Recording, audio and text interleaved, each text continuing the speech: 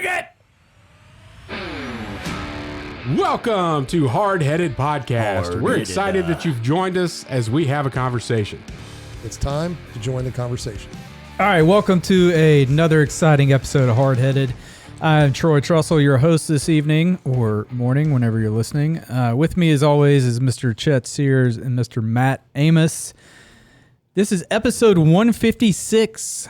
We were going to dive in to what is on Matt's mind very soon, and then we're going to have a top 3 overused hunting terms, because there's a ton of them.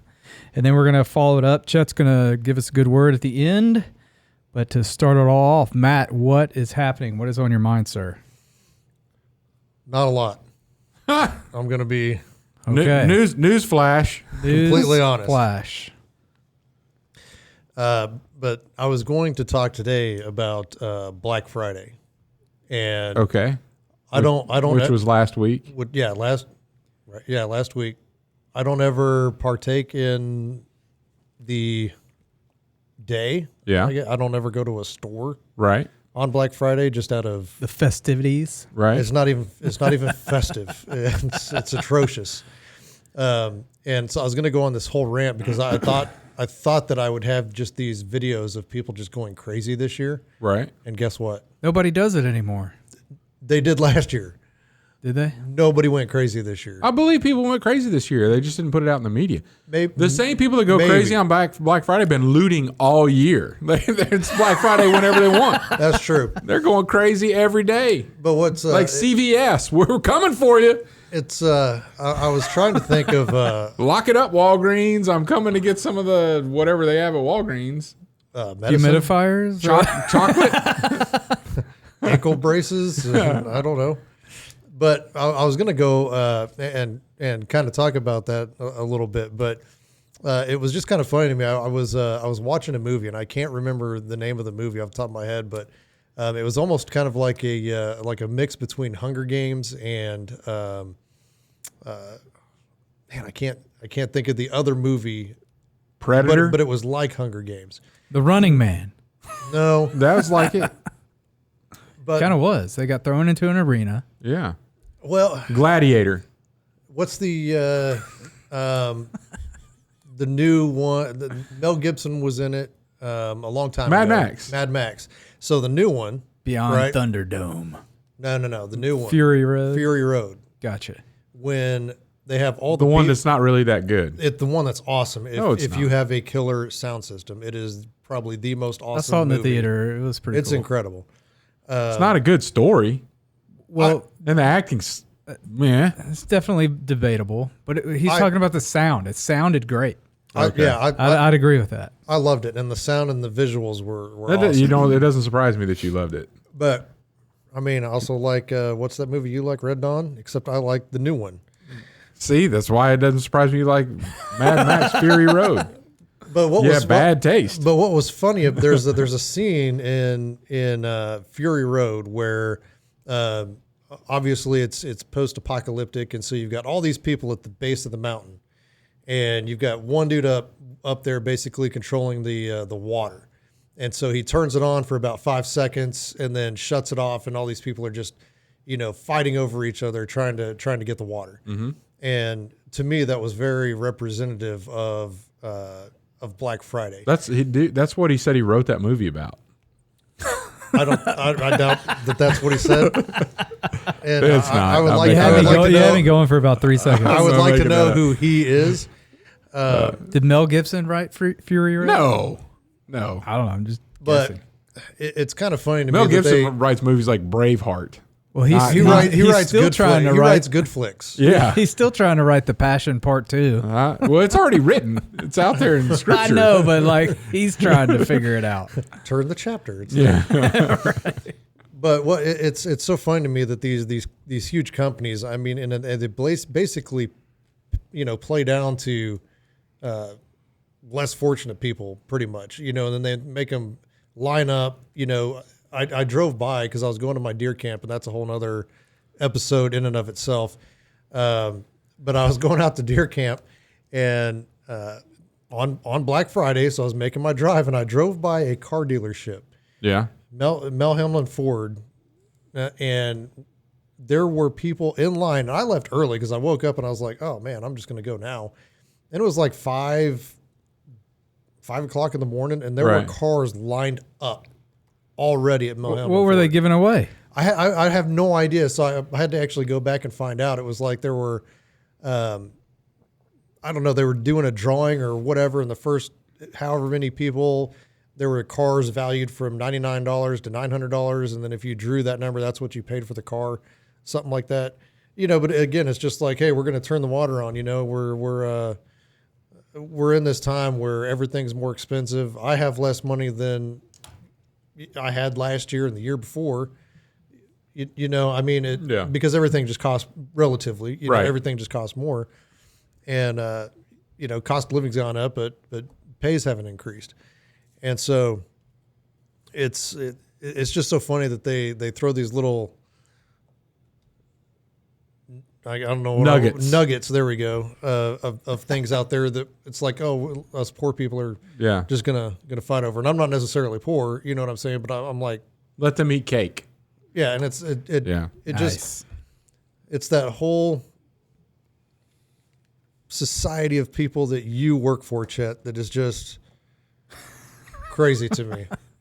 That society provides. I had to throw you in. Yeah, whatever. But no, it was just kind of crazy to me that I was watching that movie and I was like, that's exactly like Black Friday. This is a statement on consumerism and the Western civilization. So yeah, and I had this whole thing. I was going to be so fired up about talking about all these videos, and the only video I saw was there was a news crew that showed up to this store to catch the drama of Black Friday, and one dude goes walking in. Like they open the doors expecting just one dude to do. Well, I think I'm really happy that COVID brought this on. That was an opportunity for everybody to take a break, like everybody is in the retailers, and say, you know what, we are not going to open back up on Thanksgiving, because they got in this perpetual cycle of being open all the time, being open on Thanksgiving Day, being open for this, and they just all of a sudden were like, nope, COVID kind of shut all that down in the first place, and then we're not coming back with. When everything's open back up, we're not going to open back up on Thanksgiving Day. Well, and then what I kind of like is, most of the Walmarts pre-COVID were 24 hours a day. And now... most of them closed. Most of them are closed. They close at midnight or 11, whatever. And same way with, like McDonald's, Taco Bell, all this stuff, which, is a might bit inconvenient. If you're out that late or you need to pick something up. But for the most part, hey... You don't have those people working those late shifts doing all that kind of stuff, and I think they're better off, not working. Absolutely. So, but anyway, so I was all fired up, and then lackluster because there were no good videos of people just trampling each other for $150 70-inch TV. Well, I will tell you, I went hunting on Thanksgiving morning and on Black Friday.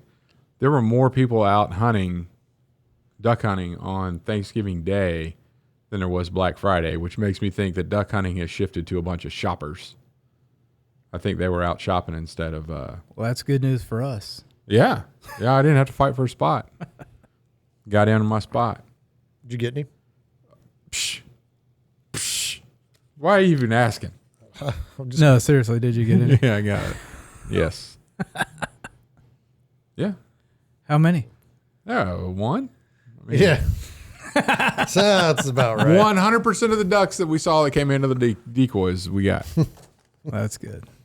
That's fantastic. But anyway, that was what was on my mind, and just kind of got deflated when there was really nothing dramatic that I've seen that happen. So if something did happen, share it with us, and I can at least go off on a rant. The beginning of last week, Black Friday sales started. Who's really like doing a whole bunch of shopping right now anyway, though? Is there a lot of people that are like, oh, I can't wait to spend money? Yeah, I don't know. It costs $300 to fill up a grocery cart now. Easy. Yeah. Yeah. I will say we've gotten most of our shopping done because we do it all when all the sales are going on, like for the kids and stuff for Christmas. So that's been nice. I have 0 done. Yeah, Nothing. We get it done early. All right. Well, for those of you that want to know, Mad Max Fury Road has an 8.1 out of 10 rating on IMDb. Psh, it doesn't matter to me. With 1.1 million people have voted on it. How wide is the path that leads to destruction, Troy? Huh? Well, it's really wide, and a lot of people are on it. So don't you throw numbers at me. I'm just saying. A lot of people like that movie. No, they're just saying that because the critics said that it was good. Oh, all right. They don't want to be on the outs. I never once saw what a critic wrote, but I walked into, I was buying a new receiver for my home theater system, and that movie was one of the options, and they had, like a 3-minute clip set up, and I sat down and listened to that and all of its glory, and I was like, I've got to watch. What movie is that? He's like, Mad Max Fury Road, and I was like, I'll go buy that right now because that was freaking awesome. That's cool. They almost got me on the speakers, but Didn't do it. They no, Not for that price. no, they were the yeah. All right, well, we're going to take a quick break, and we'll be back with our top 3 overused hunting terms. Are you driving traffic to your website?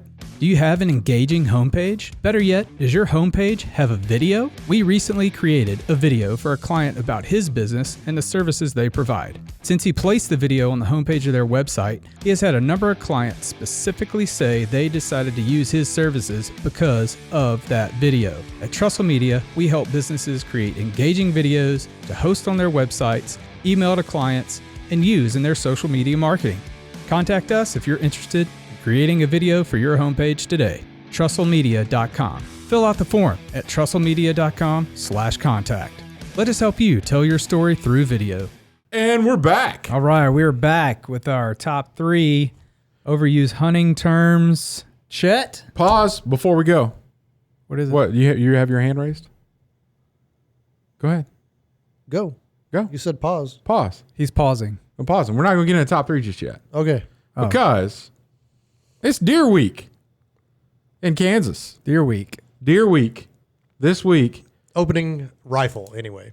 We're recording Starts on on Monday. Sunday, December 3rd, right? Is when it starts? No, it starts on Wednesday, the day after tomorrow. Ah, okay. So 24 hours from now, I will be headed north to the Deer Woods, which is why we're recording on Monday, and this is going to be released on Thursday.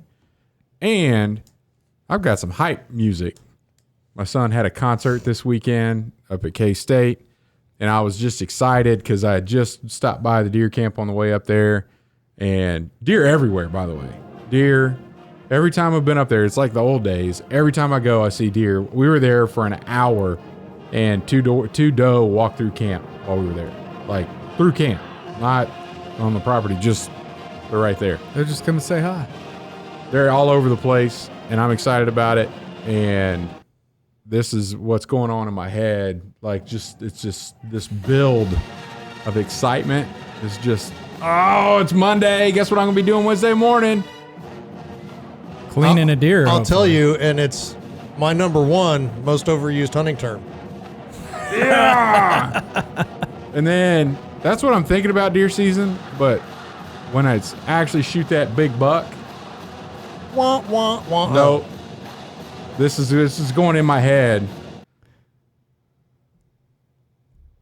This is a bad song, by the way. You don't need to look it up. It's by Kendrick Lamar called Humble. Don't do it. Now people are doing it. Energy. I'm excited. Chet's excited. We'll kill some deer. I've got Thanks to the 3 tags. K-State marching band there. All right, 3 tags, and I'm going to lay them down. I think on Wednesday. I think Wednesday I'm going to be tagged out. That's my idea anyway. I think that's hopeful. So by the time this podcast releases, Ooh, I will be processing deer the rest of the week. usually when you get cocky, that's when you start. Dude, Here's I what haven't I'm had gonna, this level of confidence in years. So here's what I'm going to tell you. You got them come through camp, you're going to get the 1. What do you get the 1? Yeah, you may get one on like I'm going to go down to my stand, the the new one, big one. and I'm going to kill a big buck Okay, Wednesday morning. Right.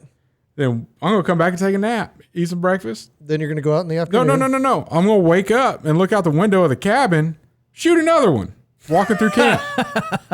And then that evening I'm going to go to a different spot, my second stand, and kill a third one. And of those 3, which one are you giving me? No. 2 for Sears household in Wichita and 1 for Sears in Manhattan. Look, 1 deer is way too much for a college kid. No, it's not. Look. That dude's gonna hate. That's all he's got to eat is just the deer. That's it. He's gonna have deer meat and rice. All right. Well, I mean, this could be a whole nother what's on. I could tag. If you need another one, I'll get another one. I mean, I got to hunt more than one day. Well, you got to save me something to do on Thursday. Man, that's gonna be a sad story. If you don't have any success there, you can come down to my camp, and I guarantee a deer. Yeah, well, I can do that now in my place. But my Black Friday was more like black mold. Yeah, he has a leak. So, that sucks. The ceiling in the dining room has officially caved in. Oh, the ceiling in the master bedroom is all mold and. Oh, I didn't see that picture. That's where I sent you, where it was all bubbled up. Okay. That's master bedroom. So I got an insurance claim going on right now, but it's safe to say that I'm not sleeping in deer camp with the black mold spores. I told you I'd lend you my tent. Not happening. Now, I've done my fair share of hunting out of a tent, and then graduating to a pop-up camper, moving then a bumper moving pole. up into a bumper pole, and then getting a cabin. I'm not regressing. Well, you can set it up on your deck and then go in and use the bathroom. No, and cook. No, because the mice chewed the wire for the thermostat, so I can't turn the heat on. So I can't turn the water on because I can't keep if it's cold like it is now. I can't keep that water from freezing. So. Yeah, you got problems. I may have to kill you a deer. I'm not doing it out of pity though. A lot of problems. all right. Top 3, Chet. Okay. Top 3 overused hunting terms. I took a little liberty here. I bet you did. The term of giving bucks names. Okay. When you look at all your game camera footage and you name all the deer that are on there. Oh, that's old Hammerhead. Yeah, there's old Zeus. I'm calling him Zeus because he's massive, like a Greek god. Or we'll call him Kickstand because he has a drop tine. Stop it. Nobody needs that. Kickstand. Just I guarantee you, there's been a deer named Kickstand. Oh, look at Big Nasty. Oh, he's Big Nasty. I agree with you 120% on this. I cannot stand He's got it. a lot of little trashy points all over him. Let's call him Trashy. Stickers. He's got stickers. Anyway, that needs to stop. It's overused. I don't like it. I'll go. You guys, tell me if you have this one. Smoked him. No. Okay. Well, I'll go with that one. I got a couple that I could have gone with there. Smoked him. Just say you shot it. Just straight up smoked him. Yeah. You didn't. You smoke pork butts. You don't smoke deer with a gun. That's just not how it works. Or a bow of all things. And then number 1. Now, caveat to that: if you are hunting black powder, it's smokeless powder now. No, from Flint, like back in the day, and you get that. Yeah. Yeah, smoked him. Okay. Yeah, but nobody does that, by the way. Number 1, half years.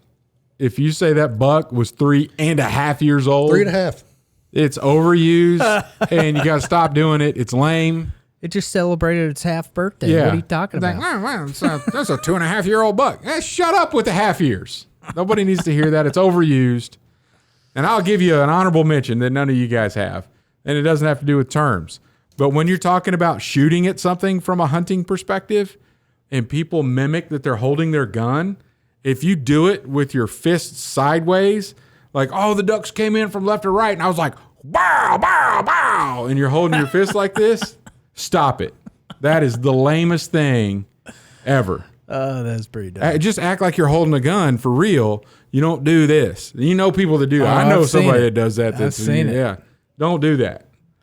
That's not cool. He's probably listening. That's an honorable mention. Stop doing it, man. You know who Stop you it. are. You know who you are. Nobody holds a gun that way. I'm one of them. Are you? Yeah. You do both hands like that? I can't help. Well, I'm trying to think if I'm. We're gonna have to just like do it naturally. You're not like, shooting the old grease gun from World War II where the magazine sticks out the side. You don't know what I'm shooting. Okay. I may or may not have one. I'm just saying you need to stop doing. As your friend, I'm looking out for you. It's just like when you're. you do it. It's like what do I? You look more natural with it the wrong way. I feel like Ricky Bobby. I don't know what to do with my hands. Like, Well, you don't do this. You don't. Ah! and there I was. Yeah, that's like, come on. That's Put him up. yeah, Put him up. Wizard of Oz, the lion. The lion, yeah. Put your one hand behind my back. All right, that's my top 3, and with an honorable mention. What you got, Matt? All right, number 3. If it flies, it dies. If it's brown, it's down. All right. I can't stand it because number 1, it's illegal. Okay, we like to follow the laws here Whoa. for the most part. Well, the first one, you kill it. Every waterfowl out there. Oh, you're just saying anything that flies, like a bald eagle. Yeah, I mean, if it flies, it dies. I mean, it comes across because I've seen people like that. I'll tell you right now That I kind of like the rhyming. If it rhymes, you get a little bit of grace on my side. If you're going to fry something and you put a little toothpick in it, if the bubbles rise, it's time to fry. Yeah, you lost me on that, big time. Huh? Rise, flies. Fry. Troy, this Fries. was like this was on par to be probably one of the best podcasts we've ever had. And I just ruined it. Wait. If the bubbles are rising, it's time to start frying. That's what it is. That's not That's what it is. You can't bring it back. It's already Yeah, done. I'm gonna You have killed You it. cannot I'm gonna recover edit all from this that. out. It's gonna be perfect. It's can't brown recover. and it's down. This episode won't recover from that. If you happen to still be with us, Matt, what's the next one on your list? Oh, I'm not done with number Did 3. you hear the sound? That was the sound of everybody skipping to the next. Right, they're like, "What is this? What is this guy?" Skip 30 seconds. But the if it's brown, it's down. Just from a you're like that. You've said it. I know. I hate it. I like that it rhymes. That just means I'm shooting. I'm going to kill something All right, with and me. then so number 2 is kind of along the lines same as you, but it's target buck. Oh, yeah. And so that had to do with naming, naming the deer, and then, And that, just for our listeners that aren't hunters, that doesn't mean it's a deer that's inside of Target department store. It means that there's only one deer you're trying to shoot this year, and that's the one you're going That's the for. That's the one. one. Everything you're else putting is all gonna your time walk. in, and and that's one of the reasons that I stopped using cameras altogether. I don't put cameras out anymore, because you start to hesitate, or you start to wait on one buck that may never. he may be on. Somebody else may have shot him. Yeah, and so I think that cameras for me kind of ruin the experience, because I like being surprised at what comes out. I know I've got some great deer. I know I've got a lot of deer. I know I'm going to get to see a ton of them, and if I'm not convinced in that moment to shoot one, I'll take a doe. I'll tell you, I don't go through that whole process, or I wouldn't call it a target buck anyway. Because the longer a deer stays in front of me, the odds that I'm going to shoot it increase. Yeah. Directly. It's a factor of time. Oh, yeah. If there's like a little bitty tiny 8-point that walks out there, I'm like, I'm probably not going to shoot him, and then he's gone. I don't feel bad about it. But if he stays out there for 30 minutes, like, man, should I shoot him? No, I may shoot him. It probably tastes good. What if another buck comes out here? I'm the opposite on bucks. Yeah. The longer that buck stays in front of me, the more I convince myself that he's not shootable. Yeah.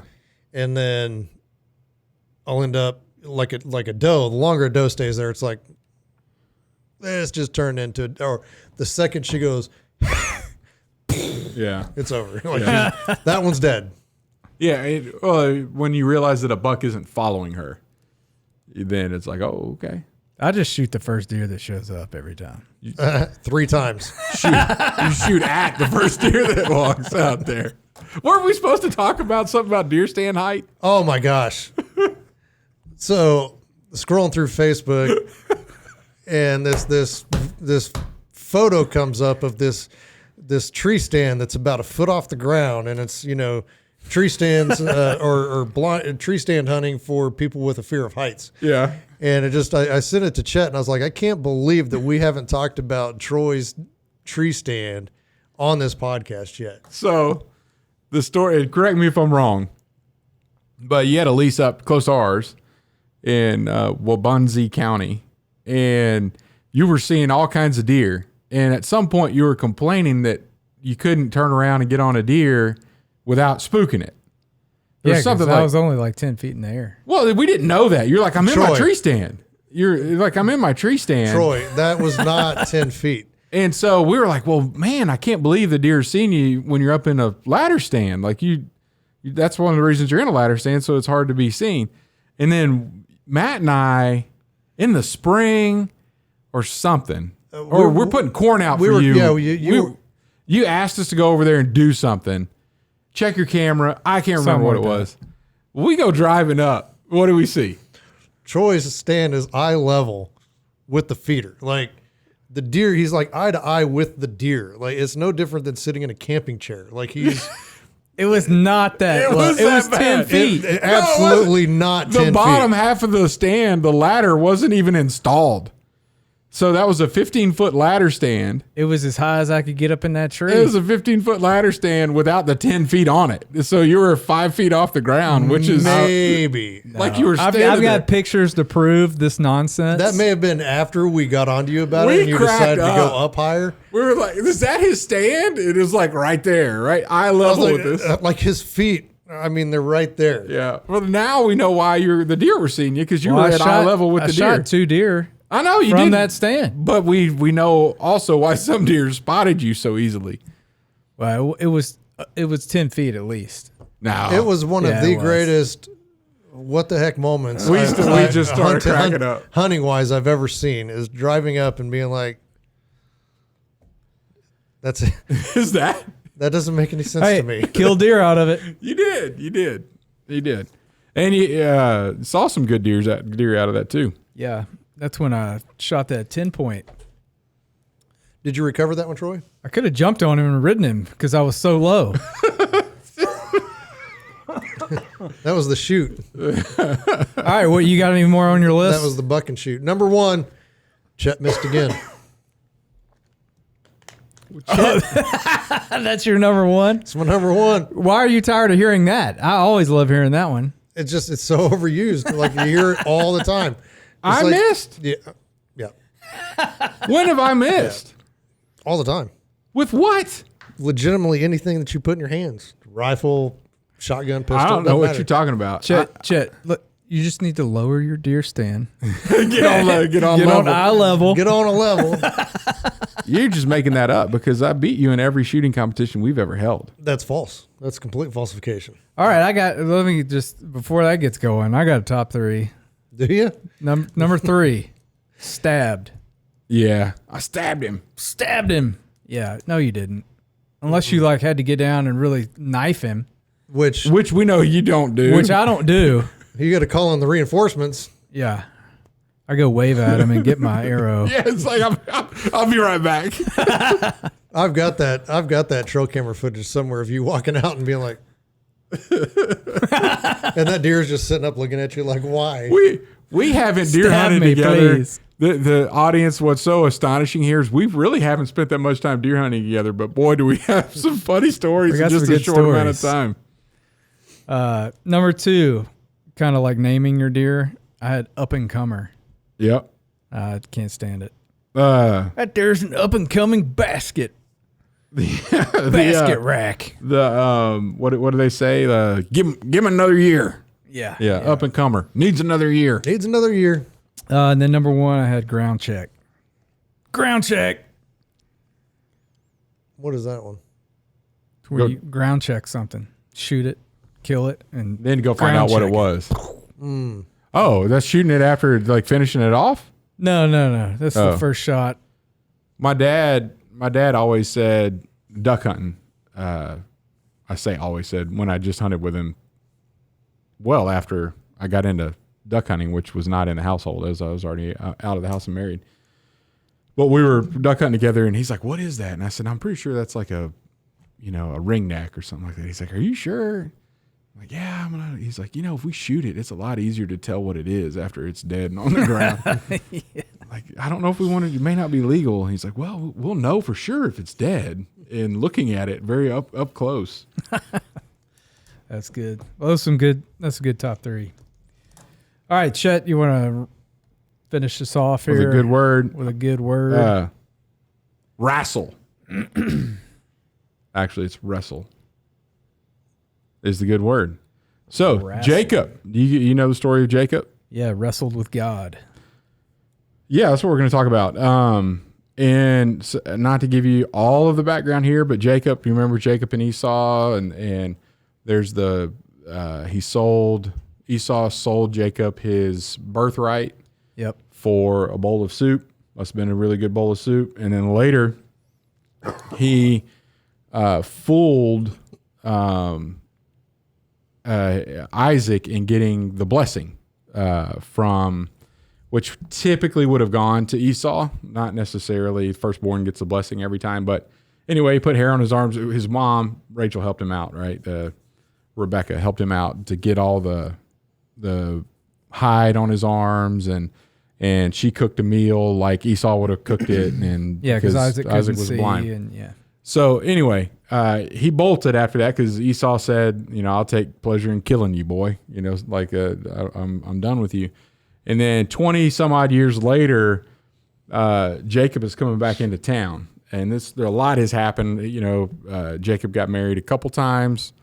He had multiple wives and his family. He was extremely wealthy, had all kinds of livestock, and he's coming back because God had told him that through him, like he had told his father Isaac and like he told his grandfather Abraham, he told all of them that through them, he's going to save the world. Basically, the lineage of Jesus or the Messiah is going to come through this family, and the number of his children are going to be more than the stars in the sky. We now know that that's not physical children, but that was the spiritual children that are going to come, not just from his family, but from all of Christianity.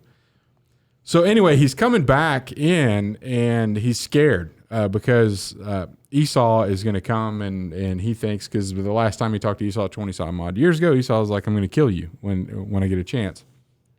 So he prays, and this is in Genesis chapter 32, verse 9. Jacob prayed, "O God, my father, O God of my father Abraham, God of my father Isaac, Lord, you who said to me, 'Go back to your country and your relatives, and I will make you prosper,' I am unworthy of all the kindness and faithfulness you have shown your servant.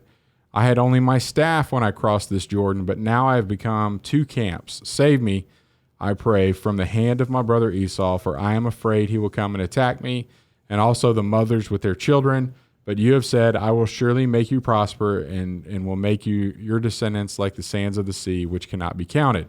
So he's saying, "God, you told me this, and you told me to come home. I'm coming home, and Esau's coming after me, and all my family's with me, and he's going to kill all of us. So if you said what you said, if that was true, I need you to come and make something happen because I'm about to die." And then there's all kinds of things that happen there, splitting his camp up so he could try to evade some of this and somebody could survive. But then that night in verse 22, Jacob got up and took his 2 wives and his female servants and his 11 sons and crossed the foot of Jabbok. And then he sent them across the stream, and he sent over all his possessions with them. So he was left alone, and a man wrestled with him till daybreak. When the man saw that he could not overpower him, he touched the socket of Jacob's hip, so that his hip was wrenched as he wrestled with the man. Then the man said, "Let me go, for it is daybreak." But Jacob replied, "I will not let you go unless you bless me." The man asked, "What is your name?" "Jacob," he answered. He said, "Then the man said, 'Your name will no longer be Jacob, but Israel, because you have struggled with God and with humans and have overcome.' Jacob said, 'Please tell me your name.' But he replied, 'Why do you ask my name?' Then he blessed him there. So Jacob called the place Peniel, saying, 'It's because I saw God face to face, and yet my life was spared.'" What do you think about that? I've always just wrestled with that story. Yeah? Yeah, it's just odd. Me too. I always just thought back of on it like Jacob had a dream that he was wrestling, but this is clear that it's not a dream. Yeah. And then if you go back, well, actually go forward and you look at, Moses and Exodus and him going up and getting the tablets, and then he's like, "God, I want to see you." And he's like, "If you see me, you're dead." Right. Right. And I will allow my glory to walk in front of you. He could only see the backside of him. And after that, Moses glowed in the dark, so much so that he wore a veil because it scared everybody else. Well, and the same thing happened to Jesus when he went up on the mountain. Transfiguration. The Transfiguration. He glowed. So then you're thinking, well, how is this Jacob wrestling with God if he could actually touch and feel and wrestle and not die or glow? My thoughts were pre-incarnate Jesus. Jesus. Yeah. Jesus existed before. Right. He was the triune God, right? The Father, the Son, and the Holy Spirit have existed together for all time. Well, there's also people have said that pre-incarnate Jesus was actually Melchizedek as well. Okay, I did not study that for this lesson, but I've heard that been said. Yeah. I don't. It's all like gray area in the Right. Bible. Like there could be, could not. Like well, what we know, and this is why I think it's Jesus. We know that it's God, right? It may not be God the Father. It's God. We know that God the Father wouldn't let Moses look on him because he couldn't handle it. Right. Man couldn't handle it. Yeah, he would die. So, but it's also saying clearly in Scripture that this is God. So the one part of God that we know that humans have touched and felt and been with and could have wrestled with would be Jesus. Jesus, yeah. Which is pretty cool. Then you wonder, he wrestled with him. And I think it's pretty powerful that God had already told him, through you, your descendants are going to be, we're not going to be able to count them. And Jacob at this time was praying for God to save him, because if you told me what was true, I'm about to die. Yeah. And then this dude shows up and they wrestle all night. And apparently Jacob was a scrapper because, God touched his hip and broke it. And Jacob still wouldn't let go. And he said, "I'm not going to let go until you do what you said you were going to do." And God listened to that. Jesus listened and knew all this was going to happen. But there was this tension, if you will, that and God has told us that we are going to be fully righteous, but we all struggle, right? I'm not fully righteous today from my behavior standpoint. I know in God's view I am, because I'm covered by the blood of Christ. But if there are things in our life as far as how close our relationship is with God, wrestle with him over that. Don't just accept that Esau is going to kill you. Battle it out. Let him know you want this. I'm willing to fight for this, and maybe God will bless you for that in helping you get closer to him. And I think it's great that he's not a God of don't be afraid to challenge me. Yes, I did commit this to you. And well, you committed this to me. Well, where is it? I'm about to die. What's going on here? And they're struggling with that all night. And then at the end, he's like, "You know what? I'm going to change your name. You're a different person now." And from that, he got up, brought his family back together and said, "Let's go meet Esau." Like he's like, "Okay, I'm not scared anymore.